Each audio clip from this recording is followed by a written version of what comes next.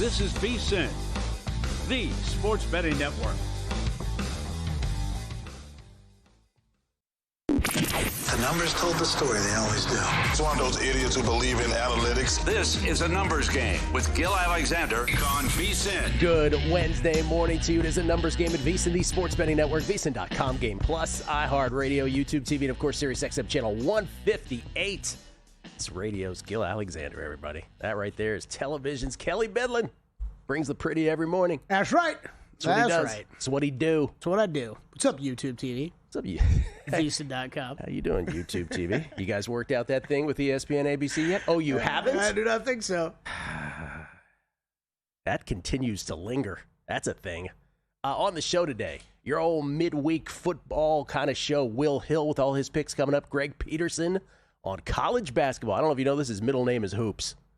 All his college basketball plays. Aaron Schatz checks in with his quarterly report here on a numbers game, the DVOA update from the chief analytics officer at FTN Sports, the founder of DVOA, or the founder of Football Outsiders back in the day, the creator of DVOA, I should say. Nick Whalen a little later on, talk fantasy with us, and Week 10 in the National Football League.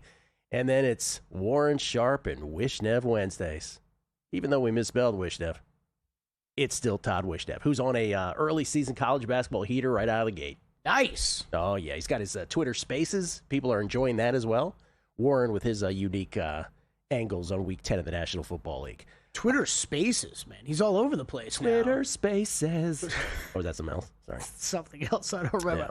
Yeah. Living. So that's right. Yeah, that's what it was. Now you're gonna piss me off. I couldn't remember what it was. So what's he? It's Twitter Spaces, Telegram. Wishnev's all over the place. I don't know if he's on that. Oh, I thought that was how he was doing his plays. All right, maybe you should stop talking now. Okay. Okay.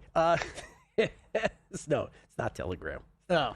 Okay. Here's the Deliosis. Yesterday, 24 hours ago, Kelly, or let's call it 22 hours ago. 22 hours ago, we started getting news of trades in the National Football League, and we had we did our instant reactions to them, to the ones that occurred while we were on air. By the way, pet peeve of mine, Kelly, I just want to say it out loud. I hate it when instead of our instant reaction, get on a clip on Twitter, it's just my ints reaction. I want my entire instant reaction on. I don't want to get cut off at the what's the expression? Cut off at the knees. The knees. Thank you. Anyway, here's the deal. So I'm gonna stick by, for those who heard it though, the full thing yesterday. I'm gonna stick by some of the stuff I said yesterday, all of the stuff I said, which is the first one that went down was we heard, or the first big one anyway, both involving the Jets. Sauce Gardner goes to the Colts for 2 first-round draft picks. By the way, we didn't know at the time. They also threw in Adonai Echad Mitchell in the deal as well. Those 2 first and Adonai Mitchell. Okay. And my reaction remains the same 22 hours later, which is when you send 2 first-round picks to another team, you better win the Super Bowl. Seriously. Like, that's the barometer. That's the metric. And I went back to 1988, this was before standard free agency in the National Football League, when the Washington Redskins at the time, in a pre-free agency, there hadn't even been a free agent go from team to team at that point in 1988, Kelly, since 11 years before that. That's how free agency wasn't even a thing then. But when it did happen in that rare moment, Washington sent 2 first-round picks. They get Wilbur Marshall. They end up winning the Super Bowl 3 years later. Yes, it was an offensively epic team in 91. Aaron Schatz's greatest team of all time. But Wilbur Marshall was a key cog in that defense. They win a Super Bowl. So with time, you realize what a great trade. Those 2 first-rounders were worth it. With Sauce Gardner, I did make the point yesterday. I stick by it, and now I have some quantifiable analytics to share with that. I said, well, listen, the guy that the Jets drafted in 2022, who was just amazing, ain't really been the guy lately. And just to attach some numbers to that, Sauce this year surrendering a completion percentage of 11.1% over expectation, according to NFL Next Gen Stats, and a passer rating of 118.8 when targeted.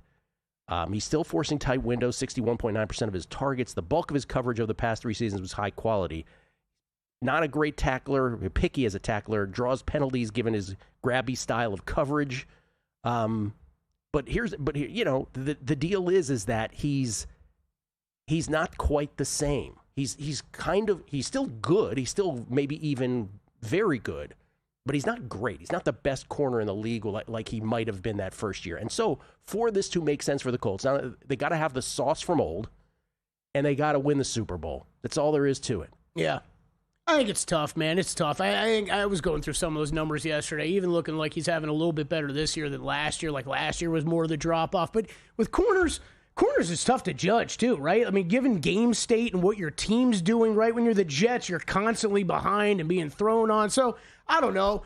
We'll see. The Colts are obviously a very different team that will be playing from different game states than what the Jets were at. But like you said, it's a lot to give up. So you're going for it. You're going for it. And by the way, none of these things, everybody's like, oh, who won, who lost, one team is so good, one team is so bad. This is a gray area, right? Because the Colts, the object is, this just in, to win the Super Bowl. So in going for it to win the Super Bowl, you can't fault the Colts.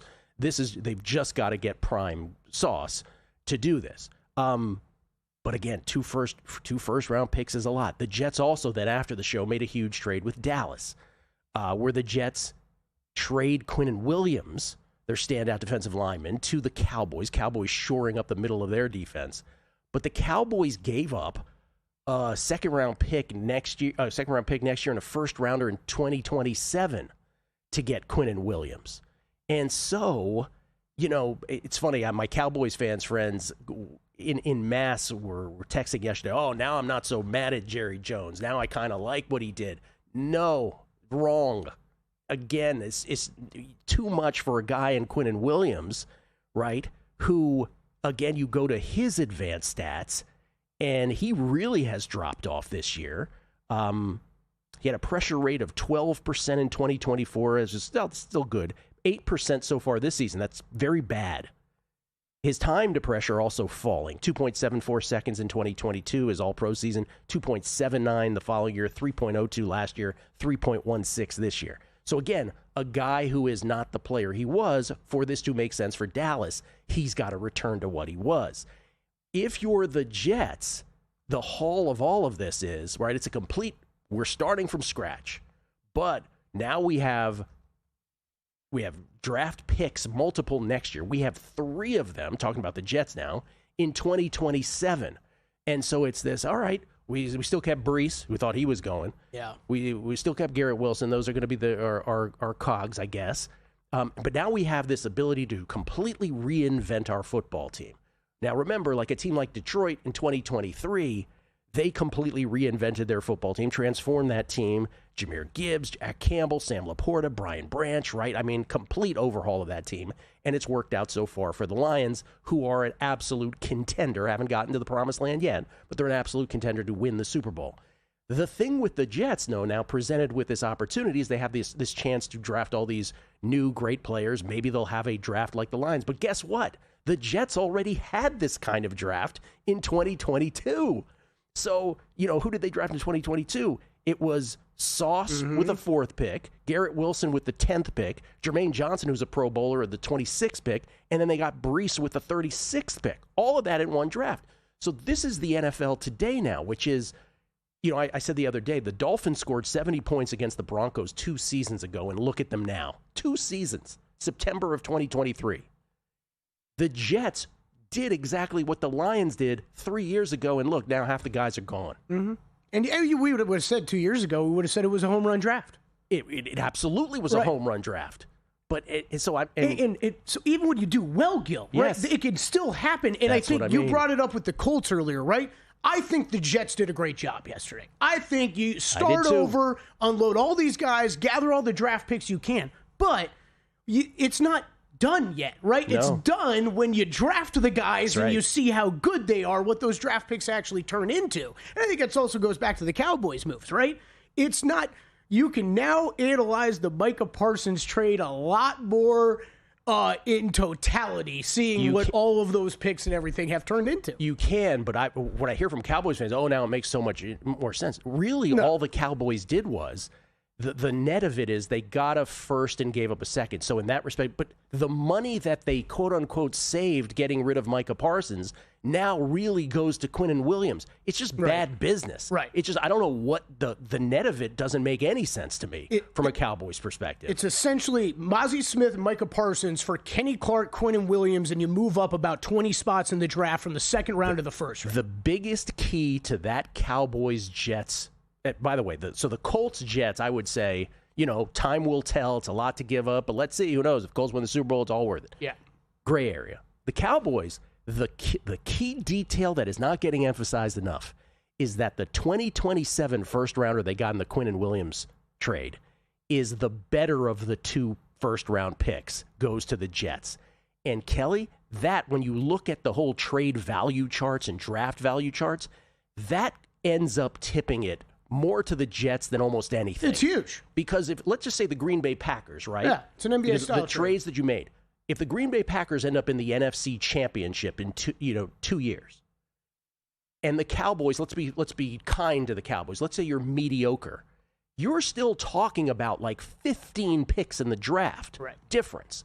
And we see in the draft every year, people move up 5 places or 6 places by giving up 2 middle round picks. So that's a massive blunder by Jerry Jones, in my opinion. Massive blunder. It just feels desperate now. All these moves are desperate, and it's not going to be enough to save this season. Now, can it help next season? Sure, but is it better than having Micah Parsons on the team for the whole season? The real thing for Jets fans, though, if I could say just the negative part of it for the Jets, because everything we've said so far is a positive. If you're not an Aaron Glenn fan, you're kind of stuck with Aaron Glenn now for a while, I would think. And even shorter term than that, your defense in the short term just got markedly worse in a way that is, you're already the worst, right? You already have the tie for the worst record of the NFL. Now your defense is gutted. Whew. That ought to affect your betting thinking here in the short term, whether this week or beyond. Coming back, Will Hill with all of his plays. Got some things to say about college football rankings, too. I hate this time of year. Let's talk about that. It's a numbers game at VSiN, the Sports Betting Network. If you're serious about football betting, VSiN's got your weekend game plan. Fridays at 7 p.m., it's the Circa Friday Football Invitational. Saturday morning, VSiN's college football tailgate show at 9 a.m., breaking down matchups, props, and big-time bets. Later that night, join the football contest show as the sharpest betting minds give you their picks for Sunday's game. And Sunday at 9 a.m., lock in with Mitch and Pauly on VSiN's Pro Football Tailgate Show. Your final stop before kickoff. Check out the full lineup at VSiN.com and join us on the Sports Betting Network. So, Pauly, have you had a chance to read the VSiN Daily yet? Yeah, came in at 3 a.m. What's Bill doing up that late? Well, rumor has it starts off with a 12-hour meditation session. Then he just pours himself over film and live TV, really focusing and taking it all in. Bill's in with the biggest insiders, talking trade secrets, strategies, the whole nine, absorbing the info. And then and only then can the writing process begin.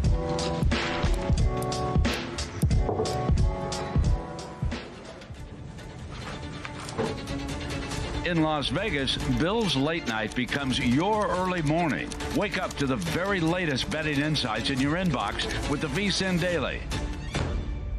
Sign up for free at vsin.com/newsletter.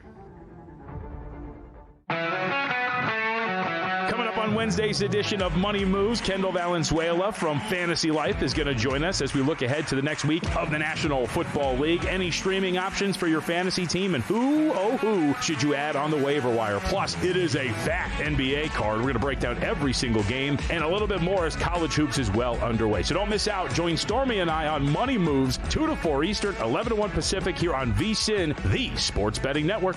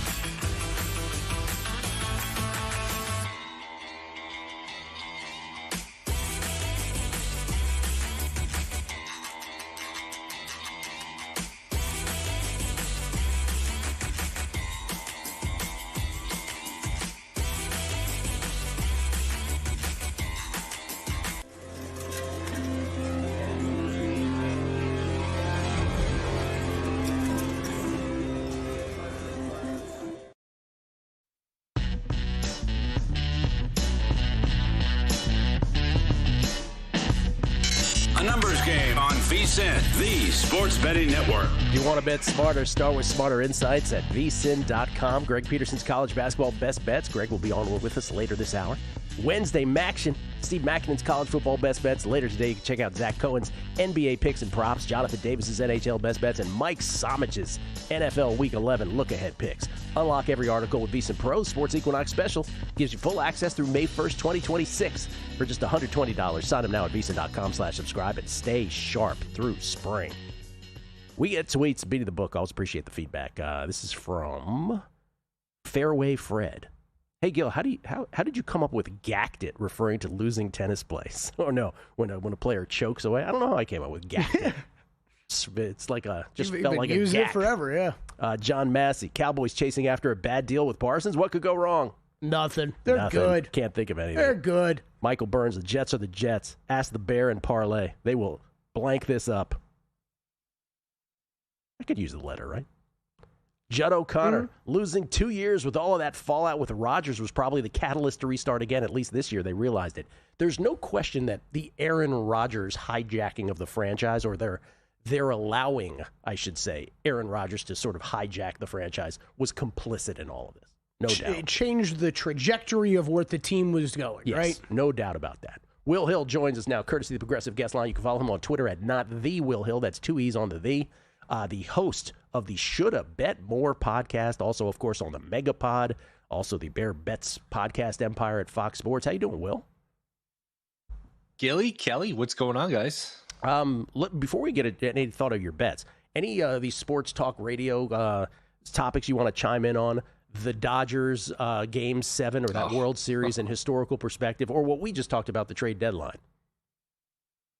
I would love to just gush about Game 7 of the World Series. I still can't believe what we witnessed. The home run, I started laughing and screaming, and I'm not somebody that usually watches these games and, makes a lot of noise. I just sit there and kind of, enjoy the game or, quietly stew, but that was just incredible. Then all the defensive plays in the ninth inning with Rojas falling down and still making the play. And for a second, it looked like we were going to get a World Series ending review, which would have been really just bizarre and awkward. And I still don't know how that ball didn't drop when Kiki Hernandez and Pajes jump into each other. And Pajes basically goes Randy Moss over him and catches it. And that ball always hits the ground. When you have a collision like that in the outfield, that ball always hits the ground. Just incredible stuff. I really, when you go to rank it, worst losses ever, 86 Red Sox is hard to top. 2011, that World Series gets underrated when the Rangers, I think, 18 times were a strike away. But that was as good as anything. The drama, the excitement, Yamamoto, what he did on 0 days rest. I still can't believe what a great game that was. It was just spectacular. Even all these days later, right? I still get texts from people like, I still can't believe what I saw. Still, it's incredible all these days later, because usually we don't let stuff like this linger, but that deserved it more than anything. Let's go. Especially if you're the Blue Jays. Like, the one last thing on this, if you're the Dodgers and you lost that, you know what? You won it last year. You'll probably be in the mix next year and the year after with your payroll. With the Blue Jays, you never know. Maybe they'll be in the playoffs next year. Maybe they won't. And I always talk about this with all these sports, especially baseball. You come that close, you're an out away, a strike away, a pitch away. You get a few months off. You get 6 weeks of spring training come Valentine's Day. You get a 162-game regular season, then 4 more rounds of playoffs. The mountain to climb that again is just it's unfathomable. Yeah, if the Blue Jays finish third in the AL East, nobody would be surprised next year. Nobody would be surprised. Okay, let's start with college football. What do you like this week in college? I like Mississippi State getting the 8.5 against Georgia. I still don't think this is a vintage Georgia team. It clearly isn't, the team of 3-4 years ago where they were just head and shoulders above everyone. And Mississippi State, they've been competitive against everyone. They lost in overtime against Tennessee. They lost in overtime against Florida. They've been in all of these games. They really it was against Texas, and then they lost to Florida by 2 points. All of their losses are close. I think they're much better than the record. I'm not sure Georgia is as good as their record. They are the opposite. They've pulled out games against Tennessee, against Florida. So I think that 8.5 looks pretty good there. And sticking in the SEC, a couple more I like. I actually think LSU is going to play pretty well this week. I like them getting the 10. I think most of the hooks are gone. I don't know if you guys know this. Brian Kelly does not appear to be well liked, whether it was former players, former assistants. Really? Matt LaFleur and Salah saying, we were assistants under him at Central Michigan. He invited us to a Christmas party. We were excited. And then we ended up parking cars all night and we couldn't stand them. I think we've seen these teams play well after they fire their coaches. Part of it is the motivational aspect. Part of it is you just have new wrinkles on tape and the new coach is going to come in and run things. The old one didn't. And if you look at Bama, they were outgained by South Carolina. They were outgained by Tennessee. They were outgained by Missouri. Georgia had 1.5 yards per play better. So their stats are not, their box score is not as dominant, as impressive as their overall record. I think LSU will be right in that game, so I'll take the 10 points with them. And I do like Kentucky getting 3.5. I think it's pretty split between 3.5 and 3 against Florida. Kentucky's played well defensively. They just beat Auburn 10-3. They had the game a couple weeks ago against Texas where they played great defensively. Probably should have won that game. And Florida, what are they playing for at this point? They had some pretty high hopes. They didn't come through getting the rivalry game against Georgia. Lagway's been up and down, so I like getting the points there with Kentucky. So 3 SEC dogs so far is what I played. I likes. In your new role as Mr. NBA here at the network, you said you had some NBA stuff to share? At FanDuel, you can bet the Oklahoma City Thunder 70-plus wins. I couldn't believe this number. Plus 430 still. They're 8-0. If you do the math, what's the noise you make? 62 more wins is all you need. 62-12 gets you your plus 430. I think when we talked about it before the season, when I gave out their over, I think it's 62.5. How many nights during the year, during the 82-game season, are they going to be an underdog? Like 3, maybe 5? I don't think they're at the point of their development where they're going to load manage too much. I think they're still hungry. I don't think they're at the point LeBron teams got like this. The KD Warrior teams got like this. I don't think they're at the point where they're too cool for school. I still think they're young. They're hungry. They're deep. I think 70, and I'm curious what Kelly thinks, obviously. I think 70 is very much on the table. I'm surprised you're getting plus 430 there. Yeah, absolutely. I like the bet. I mean, I think last year we saw, if we want to have our concerns about them in the playoffs, maybe, but yeah, regular season, they're a regular season juggernaut. I like it, Will. SGA never takes games off. You haven't even seen Jalen Williams play with the team yet. Chet might take some time off, but they're so deep and so much redundancy at these positions. Yeah, I think they're going to roll through the regular season again. Yeah, although 70 wins, just to give historical context once again, of course, the 2015-16 Warriors have the record 73-9. The Jordan Bulls of 95 and 96 were 72-10. No other team has won 70, right? So that would be the third team ever if that is to take place. And I think that's kind of the turning point in the league, too. When the Warriors won 73 games and didn't win the title and got mocked for winning 73 games, I don't think the regular season has been the same since. A lot of teams have just looked at this like, all right, what's the point? If we're going to win all these games and you're going to make fun of us, I feel like the regular season has been devalued since. And by the way, did you guys see there was a game last night starting? I think it's part of the Peacock package. Yeah. 11:15 at night. I thought, like, I did a double take. I was like, is this overseas? We're playing games 11:15 at night. I can't imagine that's a viable strategy, but I guess that's part of what they're doing now. Every Tuesday, Will. Buckle in. Every Tuesday. Buckle in. Yeah, it's you're right. That Warriors team that won 73, Game 7, and people, for whatever reason, they forget about this stat. They did not score a point the last 4 minutes and 40 seconds of Game 7. And it was never the same. League, you're right. I think you're right. The league was never the same in terms of handling the regular season. What about the National Football League? Obviously, you're on the Megapod. We don't want to hear all your plays, but give us one if you would. Surprised you're getting the 3.5 with Minnesota. I actually, I'm all in on McCarthy again, Gilly. Yes, I know. Look, he looked pretty good. He can run a little bit. So maybe the Vikings have something there at quarterback, or the Ravens, even though I've been on them to make the playoffs and win the division, even though I was off them, I've been on and off just based on the different numbers here. I'm just surprised you're getting the 3.5. I didn't think Baltimore was that dominant on Thursday night. And I'm going to go back to Atlanta getting the 6.5. Now, anytime you can get a 6.5 this time of the week, you're better off just waiting, see if you can get a 7. But that's still a pretty talented team. I don't like the coaching staff. Nobody does, but they're playing the Colts in Germany, kind of a last stand game here where if they get to 3-6, it's going to be hard for them to make the playoffs. So getting the points with Atlanta looks good, and getting the points with Minnesota, I think, are both ones that look intriguing here. I don't know if you'll like this, but those are exactly the two. First of all, Minnesota, I bet at +4. It actually got to +4.5 at one point. Was it yesterday or the day before? The day before yesterday. And then the other one, I think I'm with you on Atlanta as well. I had them last week, waited, right? Just like last week at New England. And I think you're right, especially with this one being in Europe. I don't know if that excites you that we're on the same play, but that's the case. I think this is I don't know if you, not trying to be prisoner of the moment, this week feels way harder to me than any of them so far. Do you have that impression as well? They've all been pretty hard, Gilly. Yeah. It's a tough week. It is a tough week. I have very little bets so far. The past few weeks I've had way more than where I'm at. But yeah, like Will said, they're all tough. Shrek McPhee says 70 wins sounds preposterous for OKC, but think of it as, will they actually lose 12 games? That sounds much more feasible. Crazy, but they're young enough for it. Will they care, I guess, is the question. Will they care? So that would be my one concern, but I don't know that it matters, Gil. We're just talking about a team that's 10-11 deep again, and Shea's he's not gonna take time off. No. If he gets hurt, it's one thing, right? But he's not gonna take time off. Will, thank you as always. Appreciate it. All right, boys. Thanks for having me. See ya. Will Hill, everybody. Not the Will Hill. The name of this podcast, once again, Shoulda Bet More.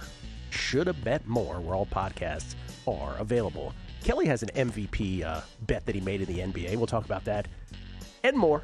Greg Peterson to join us. It's a numbers game right here at VSiN. Got a good thing coming. Just wait and see. It's a good.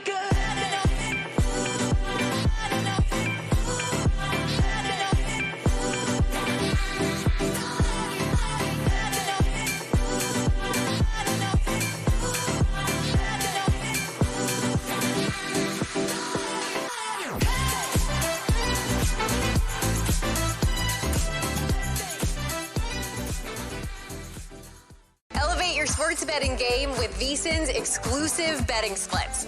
Stay ahead with real-time market trends and track bet percentages on any matchup, then uncover the edge by comparing them to the amount of bets placed to find out where the sharp money is headed. Upgrade to VSiN Pro to access betting splits, live odds, line moves, power ratings, and in-depth game analysis.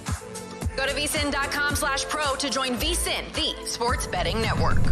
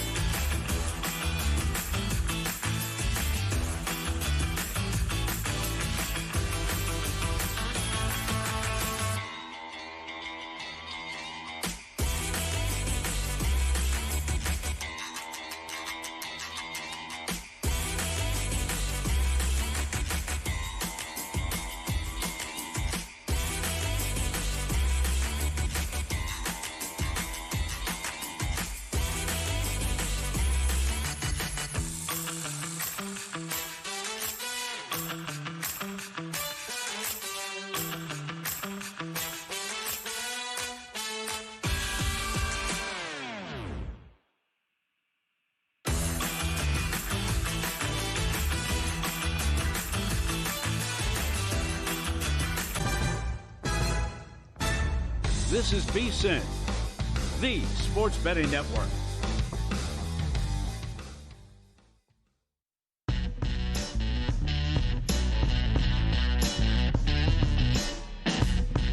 A numbers game on VSiN, the sports betting network. As the official horse racing partner of VSiN, First Bet is built for bettors who demand more. First Bet isn't just about placing a bet. It's about helping bettors of all levels with proprietary AI handicapping tools that provide data-driven insights to help you make smarter bets. First Bet's in-app tools give you win, place, and show probabilities for each runner so you can quickly and easily identify good value plays and improve your ROI. Right now, you can take advantage of their limited-time $250 sign-up offer. To claim your bonus, use promo code VSIN250 when you sign up in the First Bet app or firstbet.com. That's promo code VSIN250. Did Danny break down everything from the Breeders' Cup on Monday? No. Forever Young got home. We had multiple people on air drop that one on us. We had Fornatal on Forever Young. Samich was on him too, right? I don't think Samich was. Samich was? I can't remember. But we had two.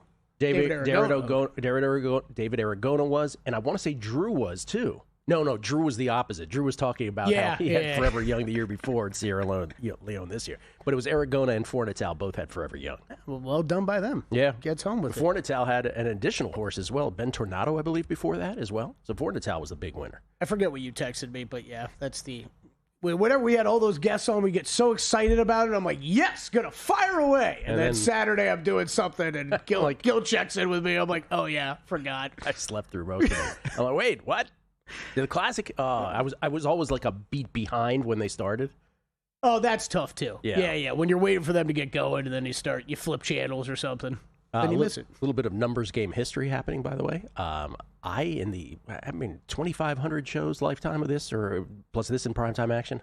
I don't know how many times I've eaten during a show, but Kelly supplying me with McDonald's hash browns.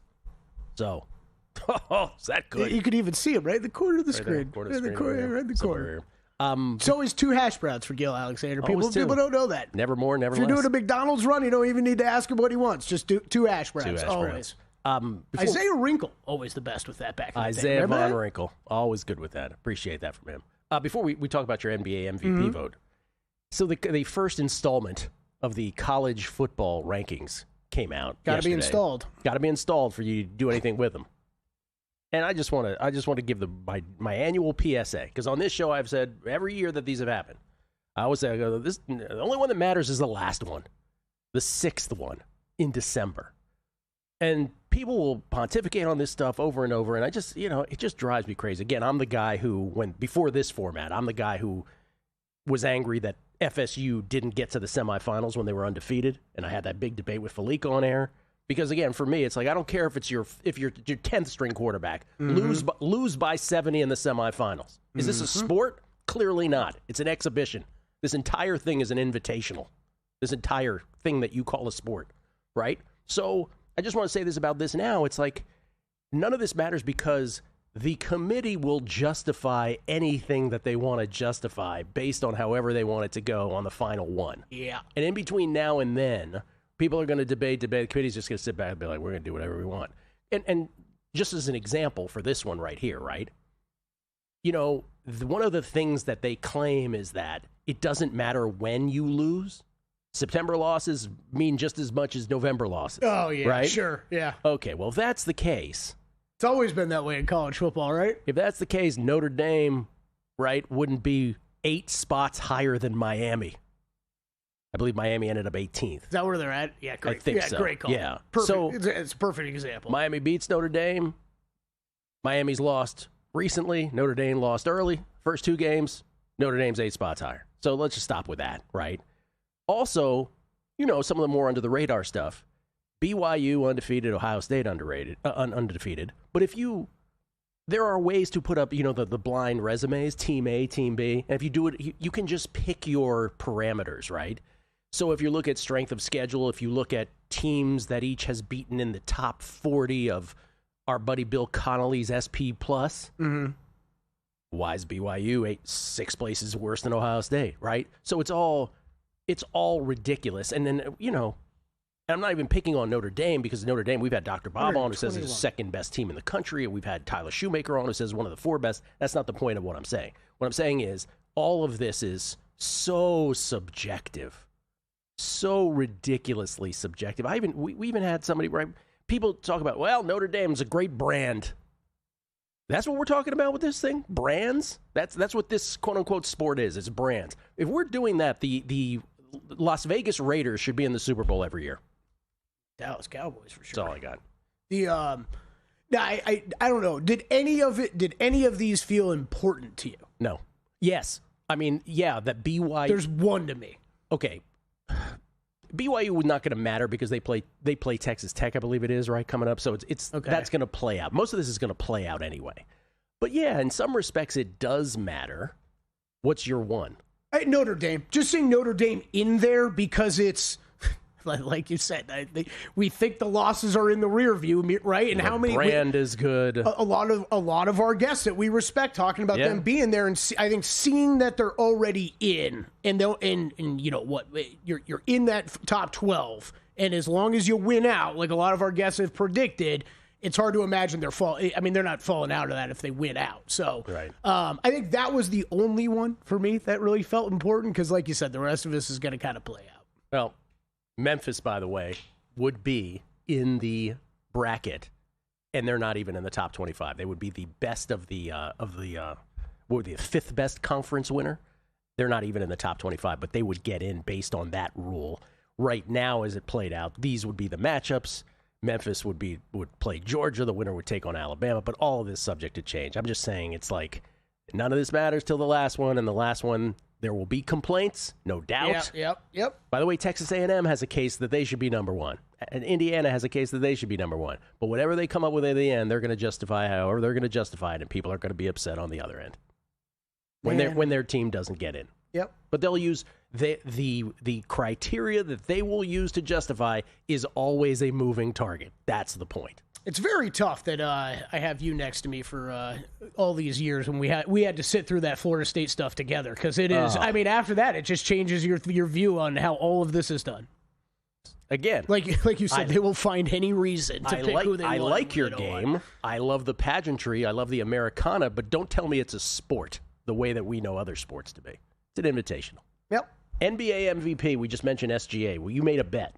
I did make a bet. Didn't you tip off what you were betting yesterday? Yeah, I did. Okay. I wanted to go through it a little deeper, though. I think it's a interesting race. I think we're, we got a couple tweets, or I got a couple tweets last night. Tyrese Maxey having another huge game brought him up yesterday. We hit on this real quick, how there was kind of down to 5. It felt like already, and Maxey was the next shortest at 80-1. He gets chopped to 40-1. I think Tyrese Maxey is going to have a great season. I do think the Sixers are in the process of turning that team more over to him, Gil, and what that backcourt's going to look like with VJ Edge coming him is going to be great going forward, and we'll see how much Embiid's going to make it through the season when the minutes increase, etc.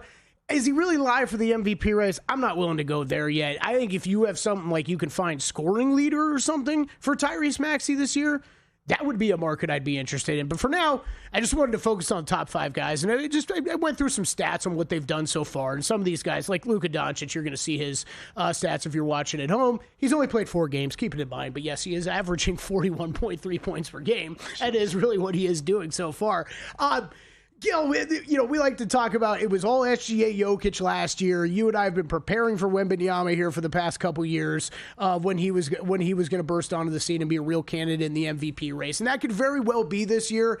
I think we're getting a little early and ahead of ourselves on him when it comes to where this Spurs team is at. They have been awesome to start the year. I do not want to take anything away from them. It is early, though. We're talking 2 weeks into the season, and there is plenty of time for this team to level back out and fall back to the pack when it comes to the Western Conference. I think one that's wild is what I ended up making a bet on yesterday was Nikola Jokic. He is still, if you go by estimated plus minus or a lot of the other advanced analytics, he is still right at the top with what SGA is doing. And I don't want to say SGA's price is unfair either. We saw what he did a year ago. This team is great. We were just talking about it with Will Hill. I do expect them to be a very good regular season team. So I don't think he's going out of the conversation. But Nikola Jokic, I got a plus 550 at MGM yesterday. 5-1 or longer on a player that doesn't really miss time, plays every game he can. I think this Nuggets team is one of the best he's ever had around him. I think there is going to be a lot of jockeying in playoff seeding position for the Western Conference teams down the stretch. I expect this Denver team to be competitive throughout. He's had a little dip in his scoring early is why you're seeing the drift on him. I think it's a great time to get in. I don't really know that we're going to see too much longer odds on him the entire season. Also, you may benefit from the fact that he didn't win it last year, right? There was the old let's not let him win it 3 times in a row thing because that's reserved for Wilt and Larry Bird and that kind of thing, right? So maybe there's a little bit of makeup call in this as well. That could be that is absolutely in my thinking, Gil. I think the other one here, too, is you've had really hot starts from Wembanyama and Giannis. And as much as I love Giannis, anybody who's listened to this show knows how much I love Giannis Antetokounmpo.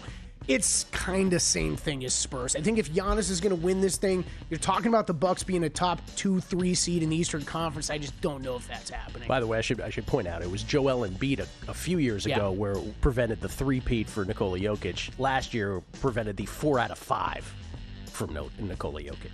Coming back with Greg Peterson on college hoops next on A Numbers Game right here at VSiN.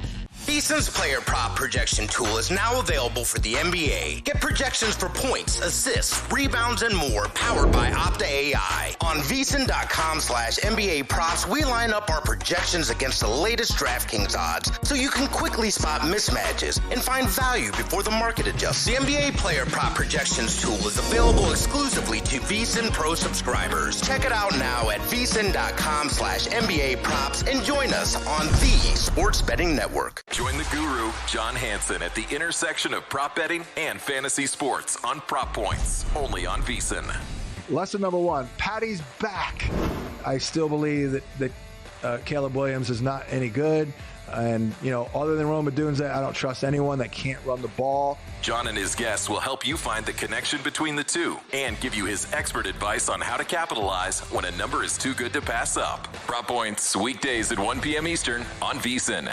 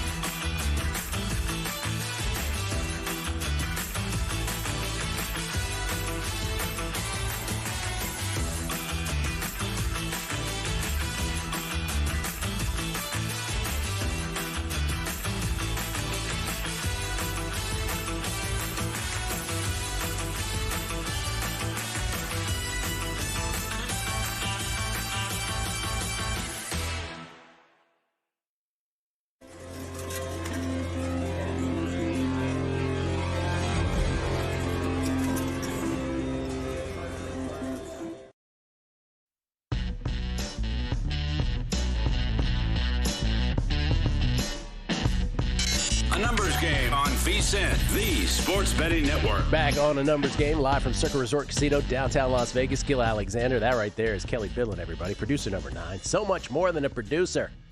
Danny was saying he was like producer 9.68 or something like that. When he was. That works. What's that? 674, he says. 9.674. Yeah. Wow. Yeah. Like a Steve Fezzik line. Yeah. 2.75. Yeah, something like that. We get tweets at Beating the Book. Shrek McPhee chimed in one more time. He says, give us an honest line on the Sabalenka-Kyrgios matchup that is allegedly happening. If this, in fact, happens, it's an old Bobby Riggs, Billie Jean King thing, old Battle of the Seconds thing. Kyrgios should be minus a bajillion. That's my line. Where's, I feel like I've asked you this 5 times in the past year. What's up with old Nick Kyrgios? Is he playing tennis? No, he's not doing anything. Okay. What a squandered talent that dude was. Yeah. A. Brown down at Jungle Land. He say, hey, Gil, did Will Hill just say Brian Kelly watched Coming to America and thought, hey, that Cleo McDowell's onto something there and made LaFleur and Salah his Akeem and Semi, invited them to a Christmas party at his house and turned them into a valet? Brutal. I missed all that. First of all, great reference. I completely forgot that Brian Kelly story. Like I'm so glad Will brought that up. Was Robert solid? All the assistants got invited to some party and ended up parking cars. None of them have forgotten about it. John Balducci says, congrats on 2,500 shows. Thank you. Appreciate it. Just doing the math in my head. Boop, boop, boop, boop, boop. Chance Copperpot, I just assume everyone that likes McDonald's breakfast sandwich combos immediately takes the hash browns and inserts into the sandwich. Oh, you put it in the sandwich. That's next level right there. I think they're too delicious to do that. I would rather savor them on my own.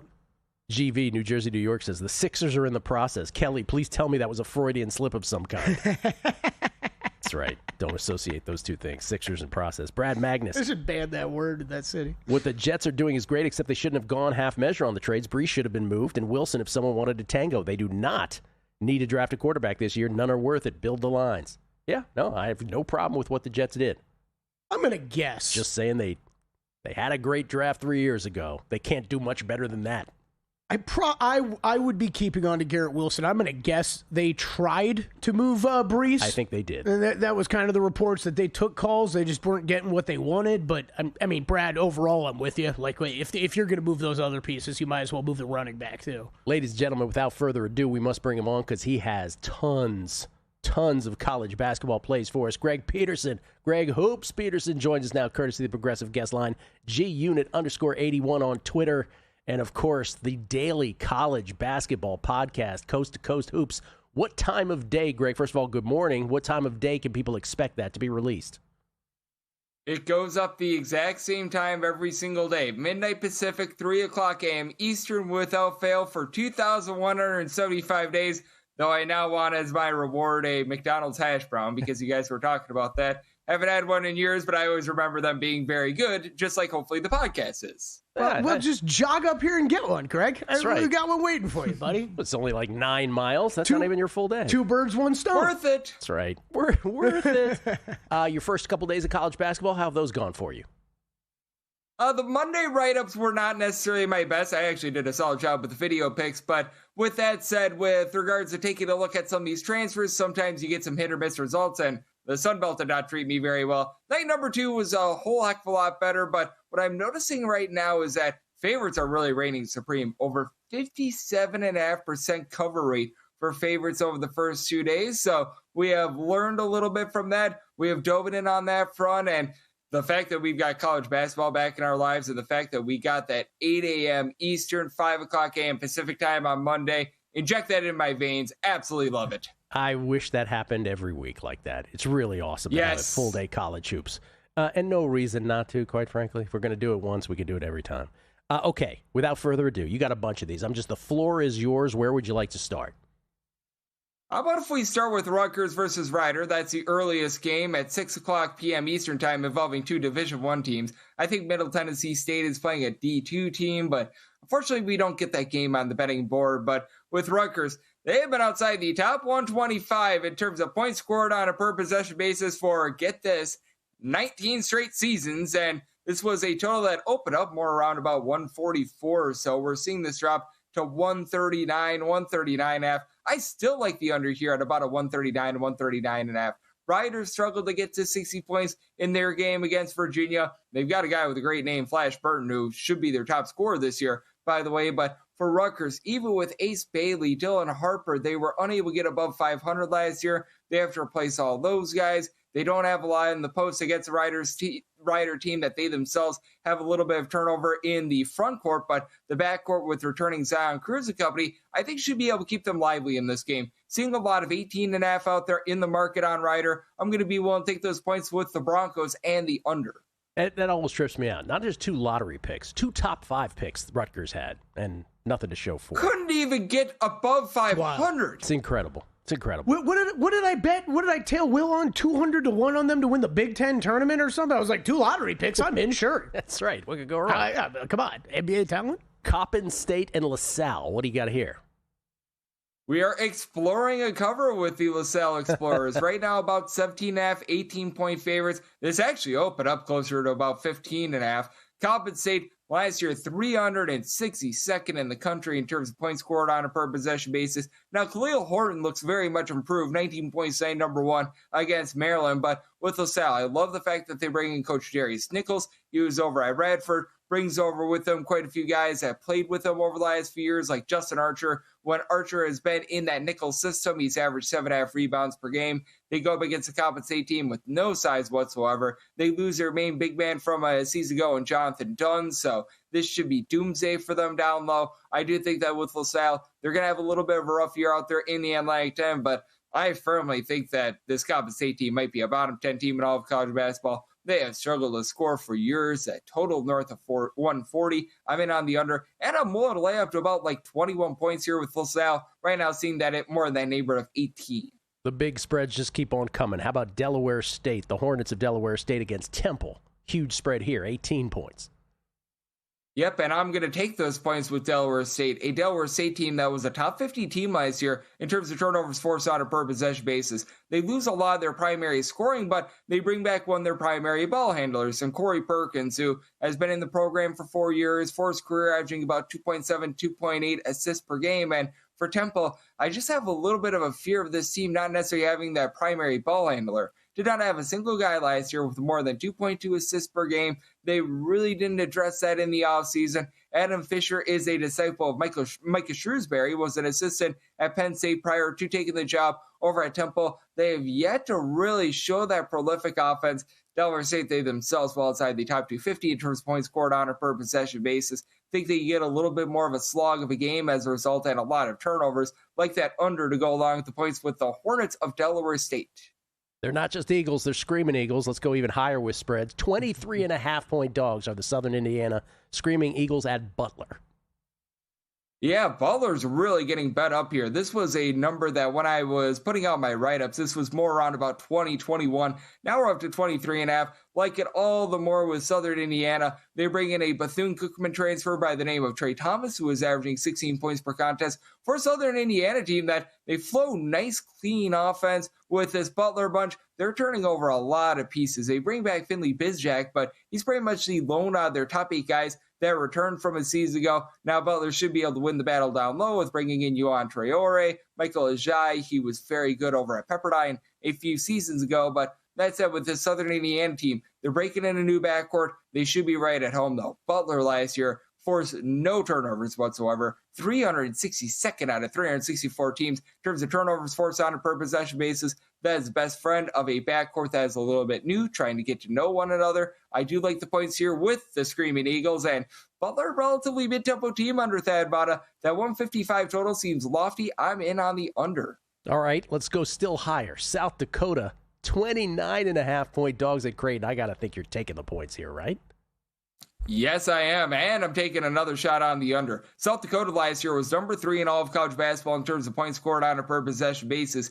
That said, or total possessions, I should say. That said, I think that they play at a slower tempo because they bring back their 7-footer in Cameron Fens, who got injured midway through the season last year. He should be able to help them out in the post here against a Creighton team that they turned over quite a bit from a season ago as well. As we know, Ryan Kalkbrenner was there for a long time. Like the fact that they've got compound transfers, Josh Dix, along with Owen Freeman. They come in from Iowa, but with the South Dakota team, They've got some nice prolific shooting out there in the backcourt. Do think that the 168.5 total is a little bit high because this is a Creighton bunch that over the last few seasons, they've been more of a mid-tempo team. I do expect Creighton to dive into that bench a little bit more. And as they dive into that bench a little bit more, see what they have, I do think that causes a few bumps along the way. Give me the points with the Coyotes and the under. All right, Greg, we ran out of time, but you also have Alabama A&M, Indiana under 146.5. He's taking the points with Tarleton State plus 18.5 and the over in Tarleton State's game against LSU. North Alabama taking the 24.5 and the under. I like the correlation of the big dog and the under against Mississippi State.